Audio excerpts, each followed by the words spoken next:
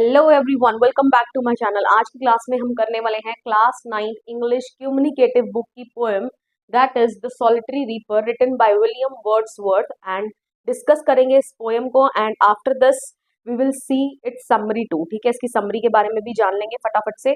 तो before starting the poem सबसे पहले इसके टाइटल को थोड़ा सा समझ लेते हैं। टाइटल है the solitary reaper. The solitary word से आप क्या समझते हो? सॉलिटरी वर्ड का मतलब होता है अकेले, alone. And reaper is a person who reaps the crop, right. Reap मतलब हार्वेस्ट करना। जैसे जब फसल पक जाती है तो फसल को काटा जाता है। ओके, तो जो पर्सन उसको काट रहा है उसको यहाँ पर रीपर कहा गया है। Okay, stanza wise explanation start करने से पहले थोड़ा सा आपको बता देती हूँ कि विलियम वर्ड्सवर्थ जो है वो इस पोयम में हमारे साथ उनका एक्सपीरियंस शेयर कर रहे हैं कि एक दफा वो बाहर वॉक पर निकले एंड उन्होंने फील्ड्स में, कहने का मतलब खेतों में, एक अकेले रीपर को देखा, सॉलिटरी रीपर को देखा। इसी सॉलिटरी रीपर की वो बात कर रहे हैं जो फसलों को क्या कर रही थी, काट रही थी। ओके, एंड अब उनका क्या एक्सपीरियंस रहा अब वो हमारे साथ वो शेयर करते हैं थ्रू दिस पोएम। ओके, तो चलिए स्टार्ट करते हैं। Behold her single in the field, yon solitary highland lass, reaping and singing by herself, stop here or gently pass। तो अब यहाँ पर देखिए क्या बोला जा रहा है। यहाँ पे जो पोएट है वो क्या बोल रहे हैं कि बिहोल्ड हर। बिहोल्ड मतलब होता है देखो।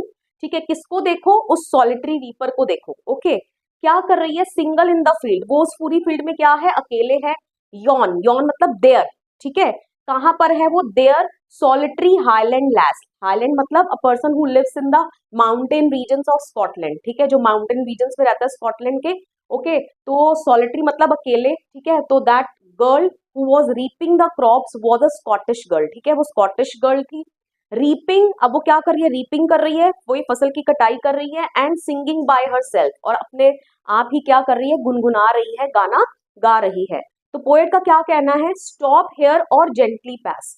तो क्या मतलब पोएट क्या कह रहे हैं कि जितने भी पासर्स बाय वहां से जो गुजर रहे हैं तो वो क्या उनको रिक्वेस्ट कर रहे हैं, या तो तुम यहाँ स्टॉप करो। ठीक है, either you may listen to her singing, ठीक है, और you may pass by gently without disturbing that girl. ठीक है, तुम वहां से निकल जाओ बिना उस गर्ल को डिस्टर्ब करे। क्यों? क्योंकि वो इतना अच्छा गाना गा रही थी कि पोएट नहीं चाहते थे कि कोई उसके गाने को डिस्टर्ब करे। Okay, second stanza, alone she cuts and binds the grain। तो mean she was all alone. ठीक है, she was cutting and binding the grain all bye her self.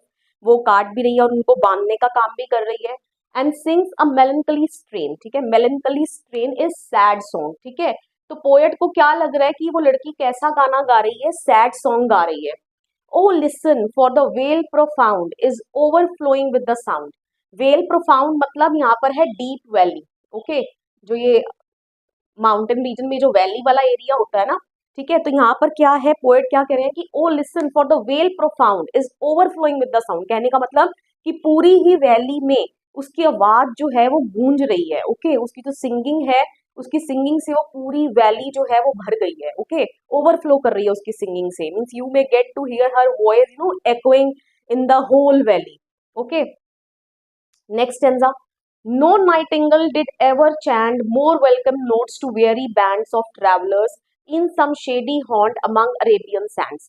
तो देखिए यहाँ पर अब पोएट ने उसकी सिंगिंग का क्या कर दिया? कंपैरिजन कर दिया।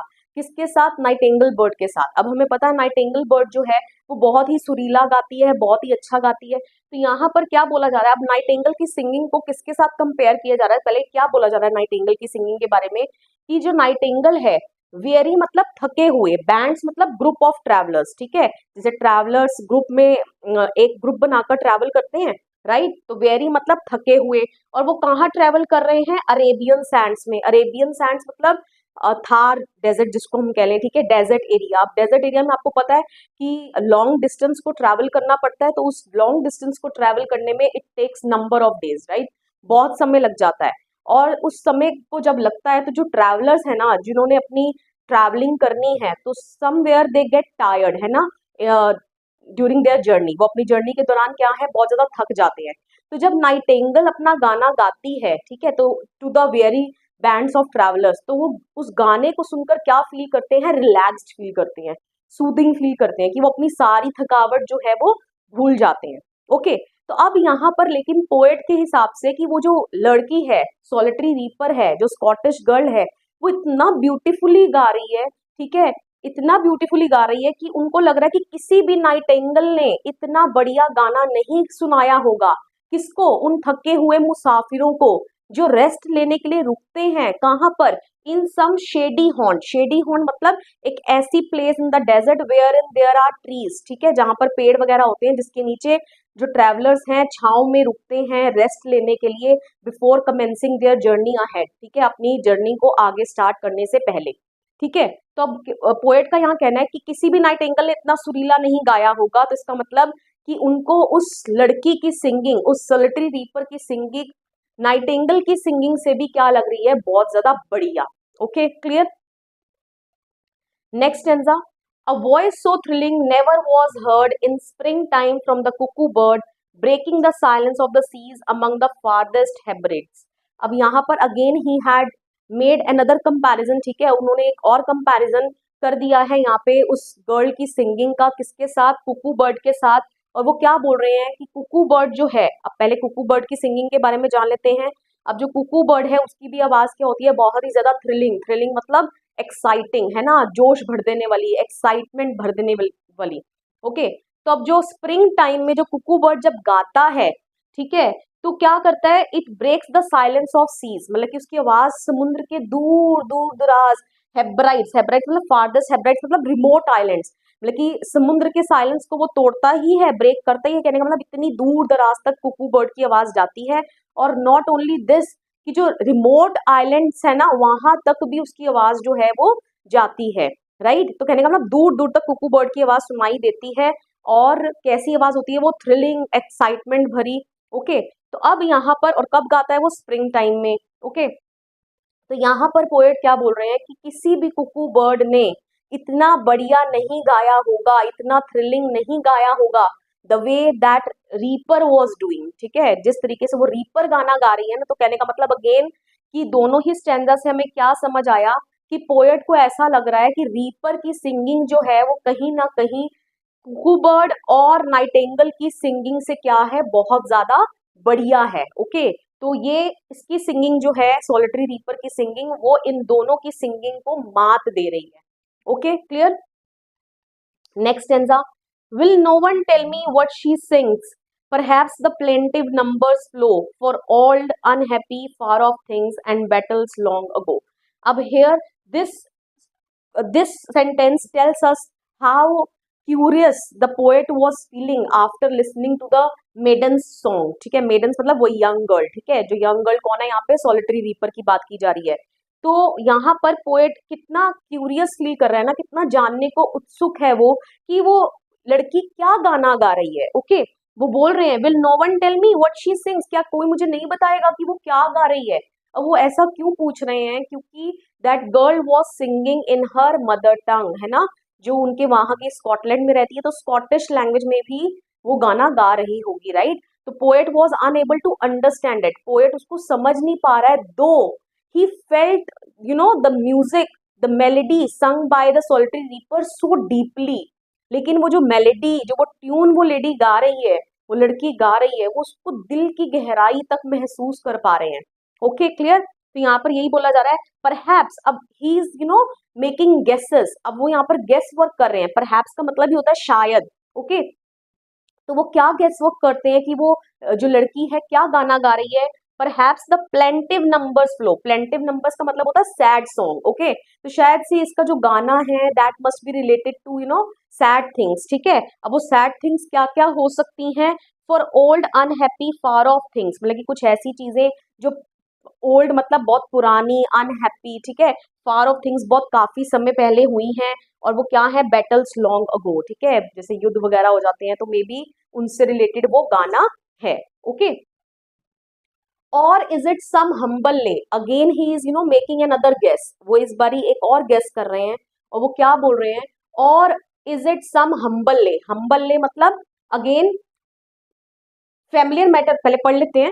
और is it some humble lay familiar matter of today, some natural sorrow loss और pain that has been and may be again, ठीक है। तो अगेन यहाँ पर वो क्या बोल रहा है? हम्बल ले का मतलब है यहाँ पे ऑर्डिनरी सॉन्ग, ठीक है, तो उनको लग रहा है या तो ये कोई एक साधारण सा गाना है, ठीक है, जो किससे रिलेटेड है, फैमिलियर मैटर ऑफ टुडे, लेकिन रिलेटिंग टू डे लाइफ, ठीक है, जो लोगों की आम साधारण जिंदगी से क्या होता है, रिलेटेड होता है, या सेम नेचुरल सॉरो, लॉस और पेन, सेम नेचुरल सॉरो, ठीक है, नेचुरल सॉरो क्या है, डेथ, ठीक है, जिसको नोबडी कैन अवॉइड, है ना, कोई उसको अवॉइड नहीं कर सकता है, तो सेम नेचुरल सॉरो से रिलेटेड है लॉस, जब डेथ होगी तो it means you are getting to know loss something you love so much, ठीक है, जिसको आप बहुत ज्यादा प्यार करते हो तो आप उसको क्या कर दोगे, खो दोगे, तो उसका जाना आपको क्या देकर जाएगा, दुख देकर जाएगा, तो वो यही बोल रहे हैं कि सेम नेचुरल सॉरो हो सकता है, ठीक है, उससे रिलेटेड ये गाना हो सकता है, दैट हैज बीन, मतलब कि या तो वो उस लेडी के साथ हो गया है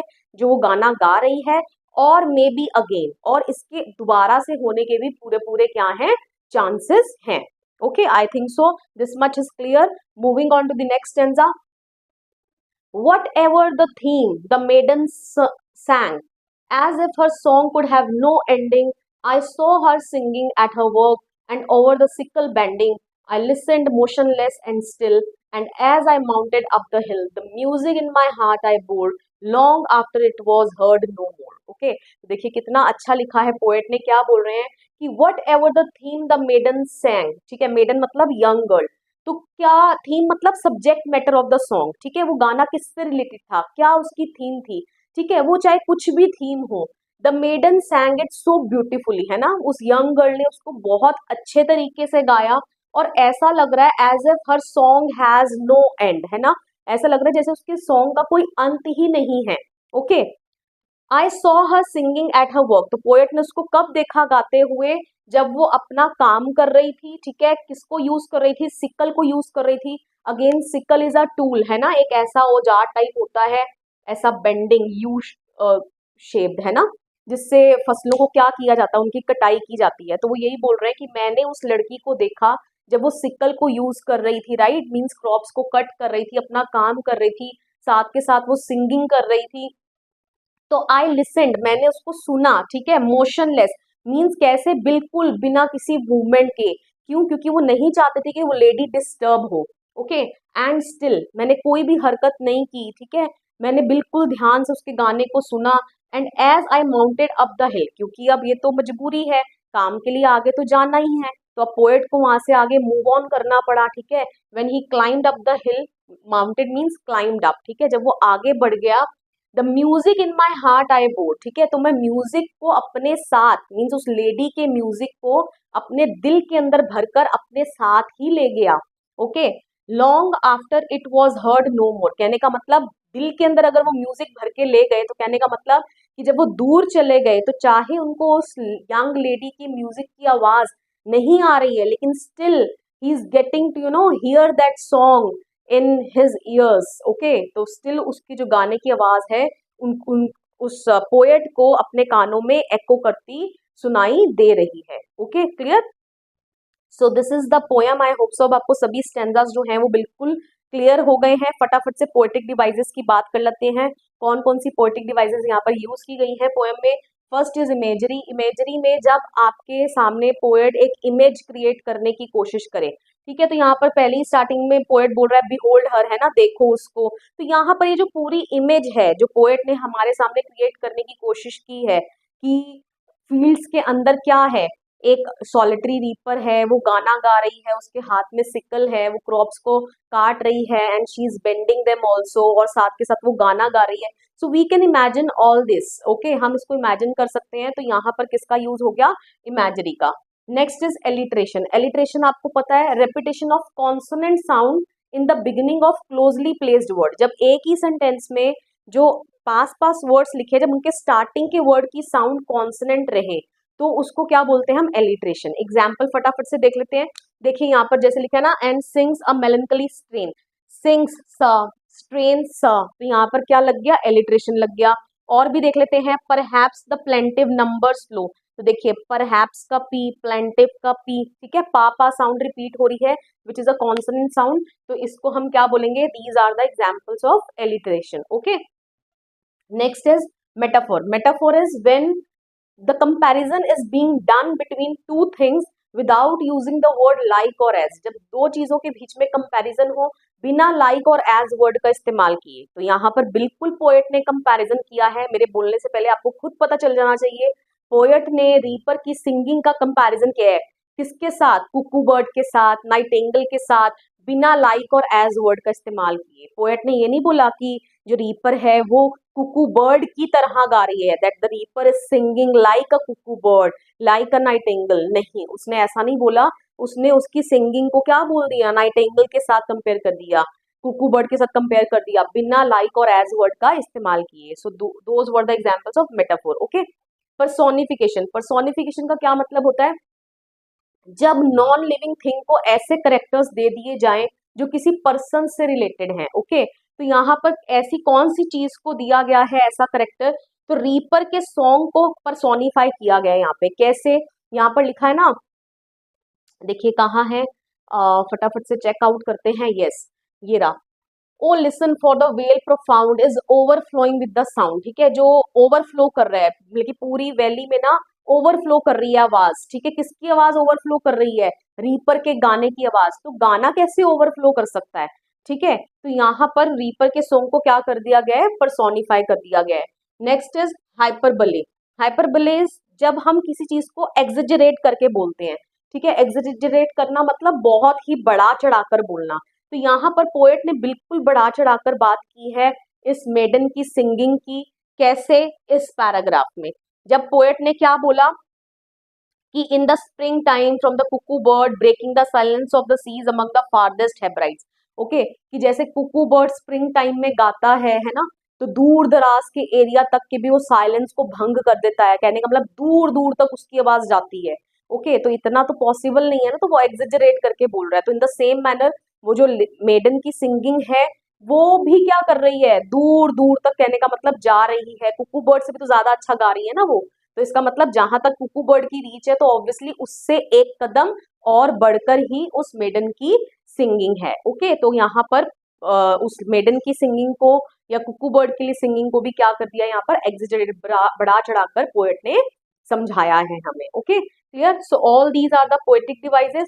अब फटाफट से डिस्कस कर लेते हैं हम इसकी एक शॉर्ट समरी और देखेंगे कि ये पोएम हमें क्या मैसेज दे रही है। ओके, तो समरी मैंने आपके लिए लिख दी है, यहाँ मैं आपके लिए लगा दूंगी, आप एक बार गो थ्रू कर लेना। ओके, जिससे आपको क्वेश्चन आंसर्स लिखने में कोई मुश्किल नहीं होगी। Okay, you will not face any difficulty and you can write question answers so easily. Okay, तो स्टार्ट करते हैं। समरी क्या है? The poet in this poem shares his memorable experience he had while out on a walk. ठीक है, तो poet इस poem में क्या करता है? हमारे साथ अपनी एक मेमोरेबल, यादगार एक्सपीरियंस को शेयर कर रहा है, जो उसने फील किया, जो उसने एक्सपीरियंस किया जब वो एक दफा वॉक पर था। Once he saw a young girl who lived in the highlands, or we can say mountain regions of the Scotland. She was working alone in the fields, cutting down the crops with a sickle and singing by herself. तो एक दफा उसने एक young girl को देखा जो कि mountain regions में रहती थी, स्कॉटलैंड के। वो काम कर रही थी अकेले फील्ड्स में। ओके, क्या कर रही थी? क्रॉप्स को कट कर रही थी एंड सिकल के साथ। ठीक है, sickle is this tool. Okay, इसके साथ वो कट कर रही थी एंड साथ के साथ वो गाना गाते जा रही थी। The reapers voice was so soothing, mesmerizing that the poet felt captivated and found it hard to move from that place.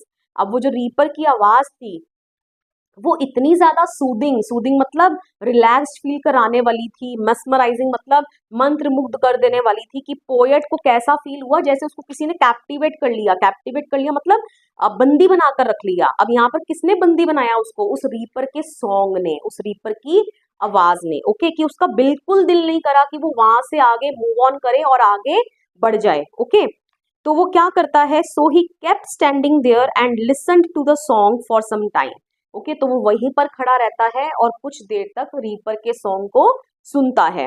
He even tried to draw the attention of passers by to her singing by asking them to stop and admire the scene, or else pass by gently without causing any disturbance to the peaceful and picturesque scene that the poet had described. Okay, तो देखिए यहाँ पर क्या हुआ कि सिर्फ वो खुद ही नहीं सुनता उसके गाने को, वो इवन की वो जो वहां से जितने भी लोग जा रहे हैं, गुजर रहे हैं, पासर्स बाय उनको बोला गया है, तो वो उनका भी ध्यान आकर्षित करने की कोशिश करता है।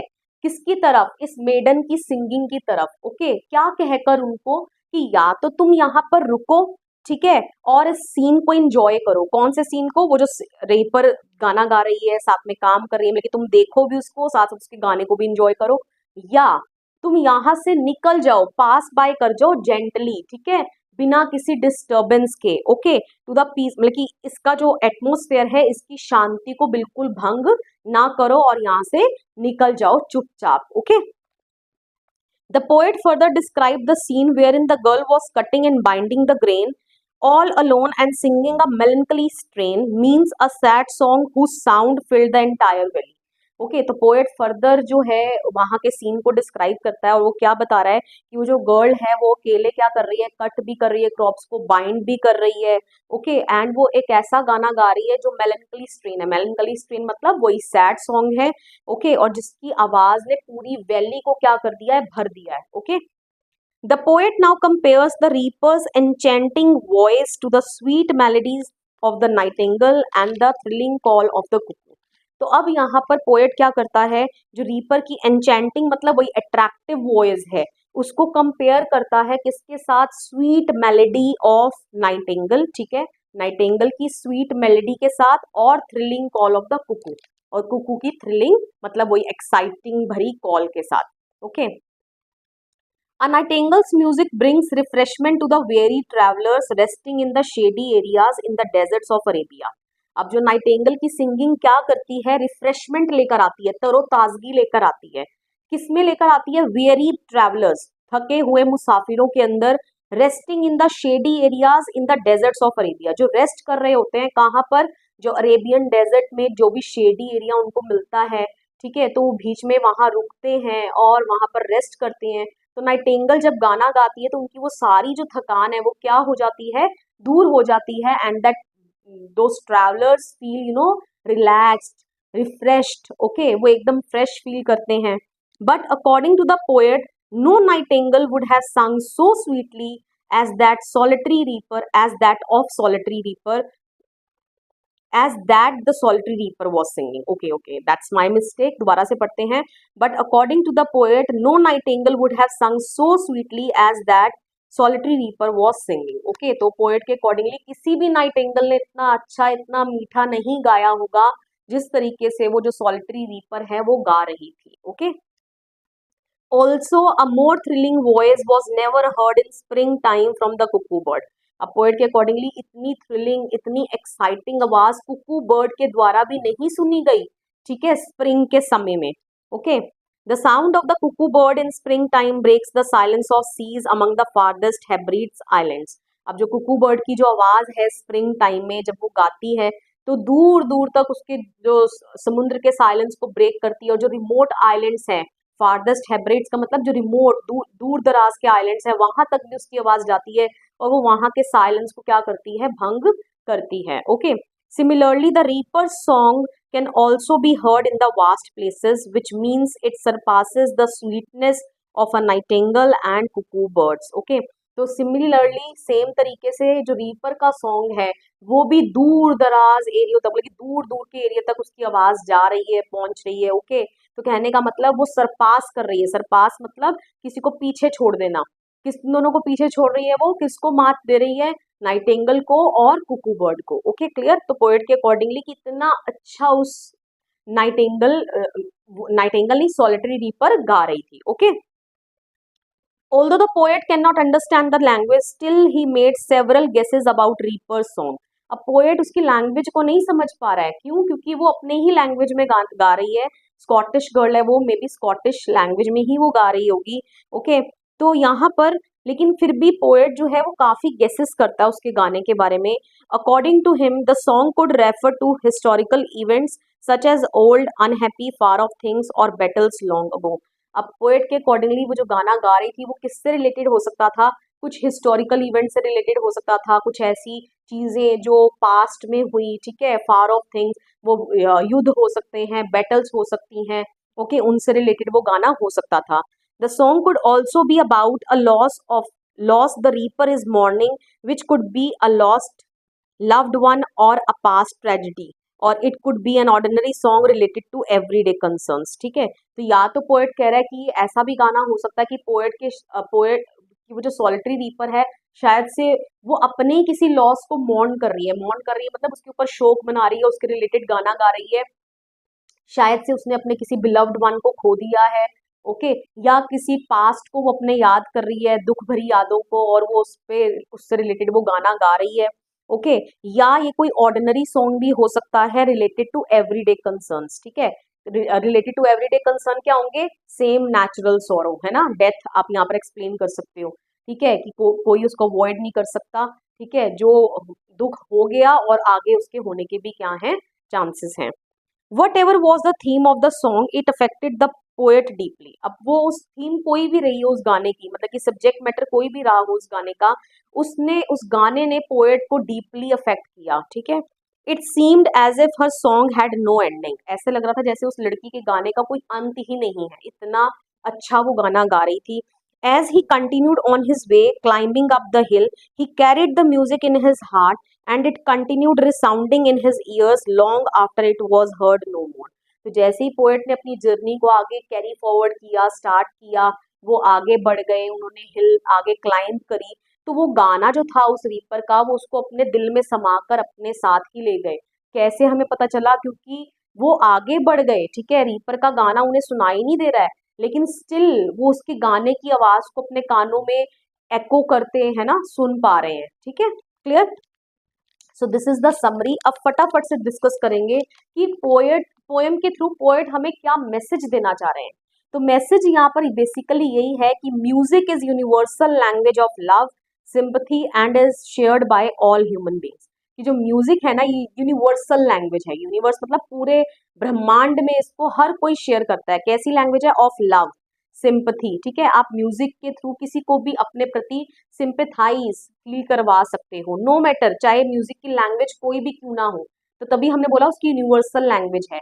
इट्स द मेलेडी, है ना, दैट टचेस द हार्ट। ये जो मेलेडी होती है ना, मेलेडी मतलब ट्यून, ठीक है, जिस ट्यून में जिस लय में आप गाना गा रहे हो वो आपके दिल को जाकर छूती है, लिसनर के दिल को जाकर छूती है। लैंग्वेज से कोई फर्क नहीं पड़ता, ओके, जैसे पोएट को नहीं पड़ा, okay. Music connects the hearts. Music किसको जोड़ता है? दिलों को जोड़ता है, okay. It is the melody and not the words that live, ठीक है, मेलेडी है जो छूती है दिल को, ठीक है, वर्ड्स का कोई महत्व नहीं है। The poet can not understand the words yet he it is gripped by it, ठीक है, ही इज आएगा यहाँ पे, आप इसको ठीक कर लीजिएगा, इट इज नहीं, he is gripped by it, okay. कि पोएट ने वो उसके वर्ड्स को नहीं समझ पा रहा था गाने के, लेकिन स्टिल वो कैप्टिवेटेड फील करता है, ठीक है, उसका दिल नहीं करता कि वो वहां से आगे बढ़े, और वो कितने सारे गेसेस कर देता है कि शायद से गाना इससे रिलेटेड है, इस चीज से रिलेटेड है, लेकिन वो फील कर पा रहा है उस मेडन के सिंगिंग को, right. Music triggers off our imagination so that we begin to think of situations based on the effect of the music as did the poet। देखो म्यूजिक क्या करता है? ट्रिगर करता है। किसको ट्रिगर करता है? हमारी इमेजिनेशंस को, हमारी सोच को एक्टिव कर देता है, ठीक है, एक्टिव मोड में ला देता है। अब पोएट के लिए भी एक सिंपल सा इंसिडेंट था कि वो जा रहा था, ठीक है, और उसने फील्ड में एक मेडन को देखा जो काम कर रही थी और साथ के साथ गाना गा रही थी, ओके। अक्सर ऐसा होता है, लेकिन उसकी जो सिंगिंग थी, है ना, उसने पोएट की इमेजिनेशन को ट्रिगर किया, उसको एक्टिव मोड में ला दिया, सो दैट कि वो सोचने लगा, ठीक है, किस किस चीज के बारे में सोचने लगा? Situations based on the effect of the music, ठीक है, जो जो उस म्यूजिक से रिलेटेड सिचुएशंस उभर कर आ सकती थी। जैसे उसने बोला ना कि ये सॉन्ग किससे रिलेटेड हो सकता है? किसी बैटल्स लॉन्ग अगो, ठीक है, जो दूर दराज लड़ाइयां हो गई, हिस्टोरिकल इवेंट से रिलेटेड हो सकता है, या कोई एक नेचुरल सॉरो है, या तो उस मेडन ने खुद फेस किया है, या वो आगे भी फेस कर सकती है, ठीक है, तो इनसे रिलेटेड हो सकता है, ओके। तो जैसा कि पोएट ने ये सब गेसेस किए, ओके। तो म्यूजिक के अंदर जो है, music is all powerful, music को यहाँ पर बहुत पावरफुल दिखाया गया है, ओके। तो जो लैंग्वेज है that could not be a barrier, ठीक है। अगर आपको अपनी इमोशंस को, फीलिंग्स को दूसरों तक कन्वे करना है, ठीक है, तो उसमें लैंग्वेज बैरियर एक्ट कर सकती है, लेकिन म्यूजिक के थ्रू लैंग्वेज का कोई बैरियर नहीं है। बैरियर मतलब लैंग्वेज बीच में बाधा नहीं बन सकती। म्यूजिक की ट्यून जो है, मेलोडी है, वो आपके इमोशंस को दूसरे लिसनर तक पहुंचा देगी, बेशक वो आपकी लैंग्वेज को नहीं समझता, लेकिन वो आपकी इमोशंस को म्यूजिक के थ्रू क्या करेगा, समझ जाएगा। Okay, clear? आई होप सब आपको पूरी पोएम जो है क्लियर हो गई है विद इट्स मैसेज। अब वीडियो पसंद अगर आपको आया हो, वीडियो को प्लीज लाइक करिएगा, शेयर करिएगा अपने फ्रेंड्स के साथ एंड मेरे चैनल को सब्सक्राइब कर दीजिएगा। मिलेंगे नेक्स्ट वीडियो में, टिल देन बाय बाय।